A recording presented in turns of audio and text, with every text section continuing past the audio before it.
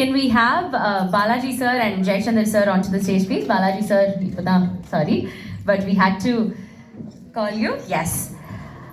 As we felicitate and welcome Director and Director Union General Secretary Ana Perarasu sir avargal, please ungala medaikku azhaikirom sir. ரொம்ப ரொம்ப நன்றி இன்னைக்கு வந்ததுக்கு. And ஒரு சின்ன token of love and gratitude பாவகி entertainment உங்களுக்காக கொடுக்கணும்னு நினச்சாங்க. So right here. Thank you so much once again for joining us Perarasu அவர்களே. எல்லாருக்கும் வணக்கம். நான் அந்த விழாவுக்கு ஒரு சிறப்பு விருந்தினராக சாங்கை பார்த்துட்டு ட்ரெய்லர் பார்த்துட்டு ஏதாவது பேசிட்டு போகலான்னு வந்தேன். ஆனால் ஒவ்வொருத்தரும் பேச பேச பேச இவங்க பேச்சை கேட்டுக்கிட்டு இருக்கும்போது தோணுச்சு, நம்ம பேச வேணாம், உங்கள் பேச்சை கேட்டாலே போதும் அப்படின்னு ஆகிடுச்சு. ஏன்னா ஒவ்வொரு பேச்சிலையும் அவ்வளோ உண்மை, ஆத்மார்த்தம். யாருமே இங்கே மேடைக்காக பேசலை. அவங்களோட உண்மையான உழைப்பின் வெளிப்பாடத்தான் ஒவ்வொருத்தோட வார்த்தையும் இருந்துச்சு. நான் 30 வருஷத்துக்கு மேலே ஃபீல்டில் இருக்கேன். ஒரு 7 படம் பண்ணிட்டேன். நிறைய மேடைகளும் பார்த்தாச்சு. நம்ம இயக்குனர் பாலாஜி மாதம் மாதிரி நம்மளுன்னு தெளிவாக பேசலை, பேச்சு வரல.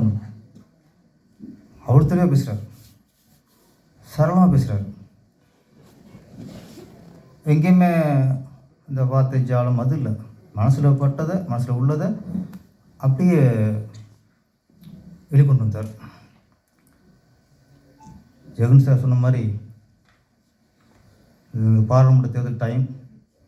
யாராவது கேட்டால் வச்சுக்கல, அரசியல் நிறைய ஆள் தேடுறாங்க, பேச்சாளர் கிடைக்காம நிறைய அரசியல் தேடி தர்றாங்க. உங்களுக்கு கூப்பிட்றவங்க பார்த்து கொஞ்சம் உஷாராக இருங்க. அதனால் ரொம்ப தெளிவாக பேசுகிறார். அது மாதிரி அவர் மட்டும் இல்லை, கதாநாயகி நம்ம நிறைய மேடம் பார்த்துருக்கோம். அப்படி ஒரு சில வார்த்தை பேசிட்டு தேங்க்ஸ் இப்படி உட்காந்துருவாங்க. அவ்வளோ அழகாக பேசிட்டு இருக்காங்க நேரம். இன்னொரு கதாநாயகி மியூசிக் டைரக்டர், அவர்லாம் ரொம்ப ஒரு பெரிய அனுபவம் மாதிரி. ஆக்சுவலாக அவர் பேசுகிற பார்த்தா இளையராஜா சார் பேச வேண்டியது நம்ம மியூசிக் பேசியிருக்காரு.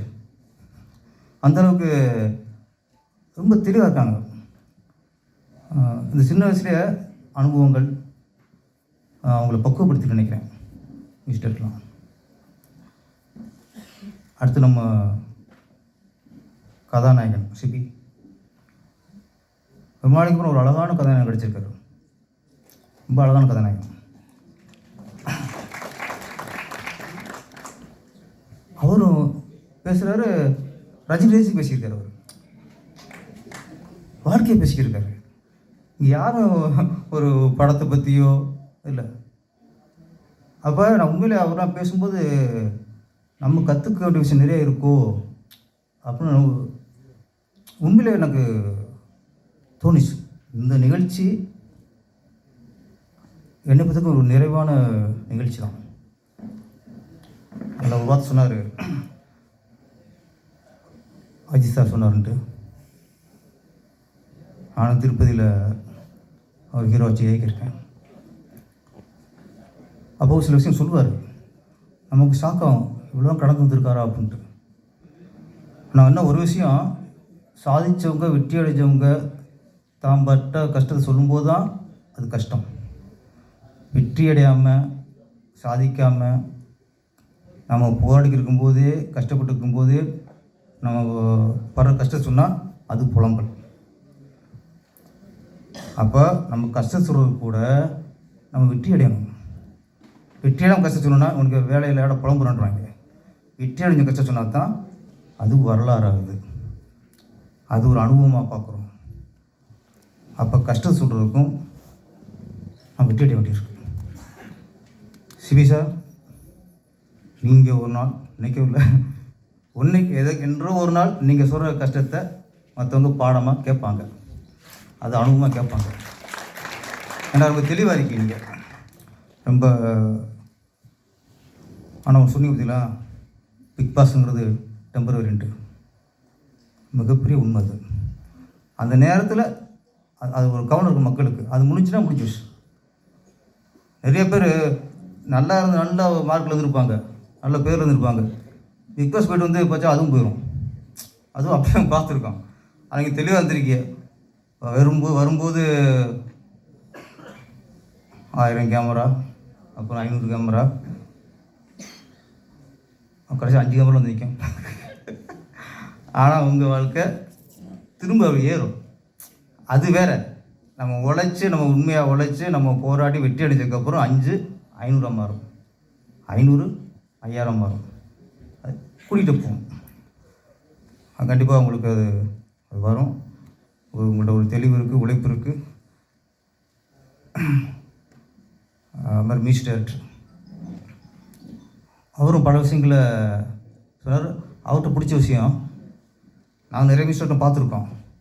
படத்தில் ஒரு 3 சாங் அப்படின்னா டல் ஆயிடுவாங்க. இல்லை சார் 3 சாங் தானா சார், இங்கே மெலடி வச்சுக்கலாமே சார், சார் இங்கே ஒரு கரெக்டாக ஒரு பேத்தாஸ்க்கு ஒரு இடம் இருக்கே சார், இங்கே ஒரு பேத்தா சாங் வச்சுக்கலாமே சார் அப்படின்ட்டு ஒரு 5 சாங்காவது இருந்தால் தான் அவங்களுக்கு படமாக தெரியும். நம்ம 2 சாங் 3 சாங்னா ரொம்ப டல்லாகிடுவாங்க. ஃபஸ்ட்டு நிறைய இடம் டேரக்ட் பண்ணுவாங்க, 5 சாங் ரெக்கார்ட் பண்ணிடுவாங்க. ஏன்னா அவங்க எனர்ஜியாக இருக்கணும்ல, படத்தில் 2 சாங் இருக்காது அடுத்த வருஷம். அது வருமான டேரக்டருக்கு அந்த மாதிரி பண்ணிட்டு போயிடுவாங்க. அழகாக ஒரு சாங்கே வேணாம்னு சொல்லியிருக்காரு. அப்போ அங்கே அவர் இசையமைப்பாளர் இல்லை, அங்கே அவர் ரசிகராக இருந்திருக்கார். அந்த படத்தை பார்க்கும்போது ஒரு ரசிகனாக இருந்த பார்த்துக்கிறத தவிர தான் இசையமைப்பாளர் அந்த கோணத்தில் பார்க்கல அவர். இதெல்லாம் என்ன சொல்கிறேன்னா, இதெல்லாம் ஒரு படத்தை ஒர்க் பண்ணும்போது அர்ப்பணிக்கும் போது வர உண்மை யதார்த்தங்கள்.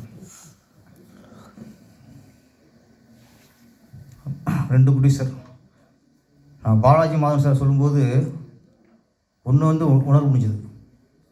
எல்லாத்தையும் சந்தோஷமாக எடிட்டரை பற்றி சந்தோஷமாக சொல்கிறாரு, மியூசிக் பற்றி பெருமையாக சொல்கிறாரு, லிரிக்ஸ் ரைட்டரை பற்றி பெருமையாக சொல்கிறாரு. ஒவ்வொருத்தரும் பெருமையாக அந்த சந்தோஷமாக சொல்லும்போது இந்த படம் கண்டிப்பாக ஒரு நல்ல படம், மக்களுக்கு பிடிக்கிற படமாக கண்டிப்பாக அமையும் நமக்கு தோணிச்சு. அதுக்கப்புறம் அதுக்கு அத்தாச்சா ட்ரெய்லர். ஆனால் ட்ரெய்லர் பார்க்கும்போது இந்த சிவாஜி சாங்கில் இதுக்கு டைட்டில் வந்து இடி மின்னல் காதல் இருக்குல்ல, காதல் முத்தம் விபத்து அப்படின்னு வச்சுக்கோங்க இருக்கு. ட்ரெயிலர் சாங் பார்க்கும்போது அப்படி எனக்கு தோணுச்சு, கதை அப்படி நினைக்கிறேன். ஆமாம், இவர் கொஞ்சம் நம்ம ஏமாத்துறதுக்காக இடி மின்னல் காதல் வச்சுருக்காரு. ட்ரெய்லர் பார்க்கும்போது படம் பார்க்கும்போது தோணுச்சு. எப்போ ஒரு ட்ரெய்லர் சாங் பார்க்கும்போது படம் பார்க்க நமக்கு தோணுதோ அப்போ அது வெற்றி. அப்புறம் இன்னொரு உண்மையாக சொன்னாங்க, ஒரு சார் சொன்னா நினைக்கிறேன், மீடியாக்களை பற்றி. அது மிகப்பெரிய உண்மை. எந்த படம் கண்டென்ட்டோடு இருக்கும், அது கண்டென்ட்டில் இருந்தால் மட்டும் பத்தாது, அதை மக்கள்கிட்ட கொண்டு போய் சேர்க்கணும். சமீபத்தில் 2 வருஷமாக உண்மையில நான் மீடியாக்களை தலை வழங்குகிறேன். சிறிய படங்கள், இருகப்பட்டாக இருக்கட்டும், சித்தாவாக இருக்கட்டும், பார்க்கிங்காக இருக்கட்டும், நிறைய படங்கள். இது ஃபஸ்ட்டு ரிலீஸ் ஆனதே நம்மளுக்கு ஆடியன்ஸுக்கு தெரியாமல் இருந்துச்சு. சின்ன படங்களை மக்கள்கிட்ட கொண்டு போய் சேர்த்து அதை வெற்றி படமாக்கிய பெருமை மீடியாக்கள் தான். ஏன்னா பெரிய ஹீரோக்களுக்கு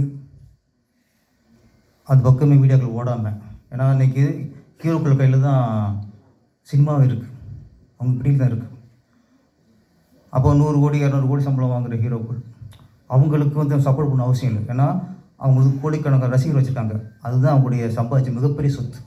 படம் எப்படி இருக்கோ இல்லையோ அவங்க பார்த்துடணும், ஃபஸ்ட் நாள் பார்த்துடணும். இந்த படத்தை பார்த்தே அவங்க தீரணும் ரசிகர்களுக்கு. ஒரு பெரிய நடிகரோட படம் ரொம்ப சுமாராக இருக்கும், உட்காரப்பட முடியாது. அப்போ ரசிகர் சொல்லுவோம் படம் சரியில்லை, ரொம்ப மொக்கம்போம். அதை பார்த்துட்டு நான் சொல்கிறேன் போவான், தான் ரசிகர். சின்ன படங்களுக்கு சரியில்லைன்னா போக மாட்டாங்க. பெரிய நடிகர்கள் அந்த அஸ்திவாரங்கிறது கோடிக்கணக்கான ரசிகர்கள் தான் அந்த அஸ்திவாரம். படம் எப்படி இருந்தாலும் அது கலெக்ஷன் ஆகிடும். சிறிய படங்கள் அஸ்திவாரம் மீடியாக்கள், நீங்கள் தான் அஸ்திவாரம். இப்போ படம் பார்க்க தெரிஞ்சு வச்சு அதுலேருந்து கண்டென்ட்டும் நல்லா தெரிஞ்சு போச்சு, விஷுவலும் சூப்பராக பண்ணியிருக்காங்க. ஒரு நல்ல படம் எடுத்துருக்காங்கன்னு நமக்கு தெரிஞ்சு போச்சு. ஏன்னா இந்த டீமே எல்லோரும் மிகப்பெரிய அனுசரியமாக இருக்காங்க.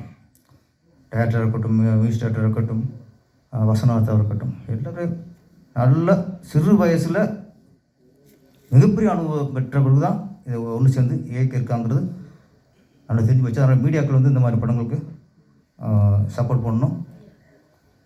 அப்புறம் பாலாஜி மாதவன் சாருக்கு மிகப்பெரிய ஒரு கிஃப்ட்டுங்கிறது மாமா பி வாசு சார் சொன்னாங்களே, ஜெகன் சார் சொன்னார் ஃபங்க்ஷன் வர முடியும் மேக்கப் போட்டுட்டார்ட்டு. உங்கள் தாத்தா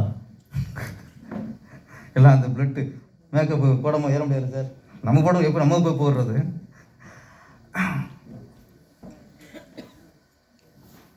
சினிமாவில் வர ஒவ்வொரு இயக்குனரும் நம்ம யாரோட ஒர்க் பண்ணியிருக்கலாம், ஆனால் சில இயக்குனரை நம்ம முன்னோடியாக எடுத்துக்கணும். அப்படி இப்போ வர இயக்குனர்கள் இளைய தலைமுறைகள் ஒருத்தர் முன்னோடி எடுக்கணும்னா அது பி வாசு சார். ஏன்னா அவர் ஒரு அதிசயம், மேடைக்காக சொல்ல. இப்படிப்பட்ட டேரக்டர்கள் ஒரு 10-15 ஃபீல் இருந்தால் தான் இந்த சினிமா இந்த தமிழ் சினிமா உருப்படும். ஏன்னா இன்றைக்கி சில இயக்குனர்கள் சில ஹீரோ கூட தொடர்ந்து படம் பண்ணிகிட்டே இருக்காங்க. ஆனால் ப்ரொடியூசர் கூட தொடர்ந்து பண்ணுறாங்களா கேள்விக்குறி. பி வாசு சார் தொடர்ந்து சில குறிப்பிட்ட தயாரிப்பாளர் தொடர்ந்து படம் பண்ணிட்டு வந்தார். அதான் உண்மையான டைரக்டர். அவர் தான் தயாரிப்பாளர்களை காப்பாற்ற டைரக்டர். அப்போ எந்த இயக்குனர் வந்து தொடர்ந்து அடுத்த ப்ரொடியூசர் படத்தில் ஒரு குறிப்பிட்ட ஏற்கனவே படம் பண்ண ப்ரொடியூசர் தொடர்ந்து பண்ணுறாரோ அவர் தான் சரியான இயக்குனர். இன்னொன்று, சில இயக்குனர்லாம் ஒரு ஹீரோட பண்ணுவாங்க, அது கட்டாயிரும்.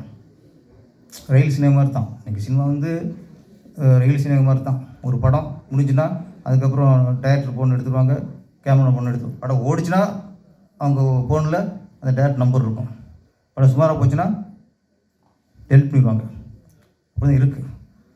பிவா சார் அப்படின்னா சத்யராஜ் சாரோட தொடர்ந்து பல படங்கள், பிரபு சாரோட தொடர்ந்து பல படங்கள், கார்த்தி சாரோட தொடர்ந்து பல படங்கள், விஜயா சாரோட தொடர்ந்து பல படங்கள், ரஜினி சாரோட தொடர்ந்து பல படங்கள். யார் கஷ்டம் பார்ப்போம்.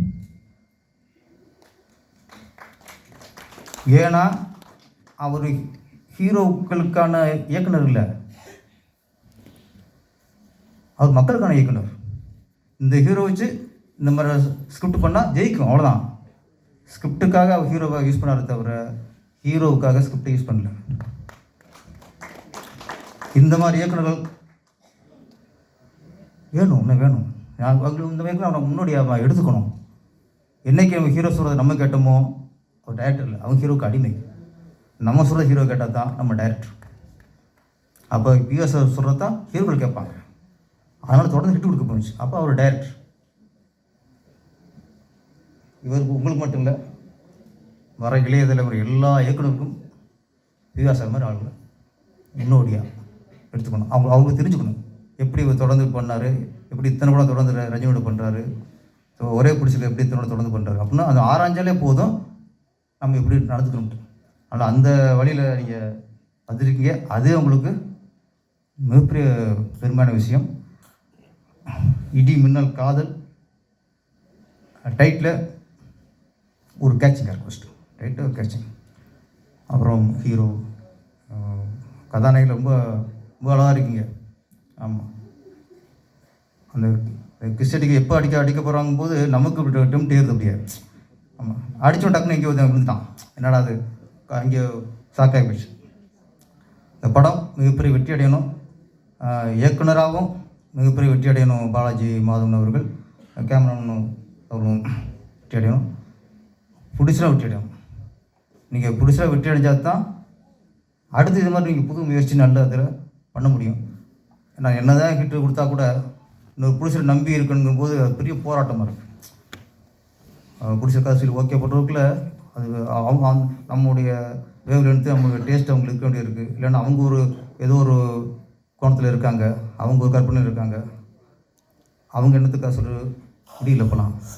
அதனால் நீங்கள் தொடர்ந்து தயாரிப்பாளராக ஜெயிச்சு டைரக்டராக ஜெயிச்சு இதே யூனிட்டு தொடர்ந்து பல படங்கள் பண்ண வேண்டும். நன்றி, வணக்கம்.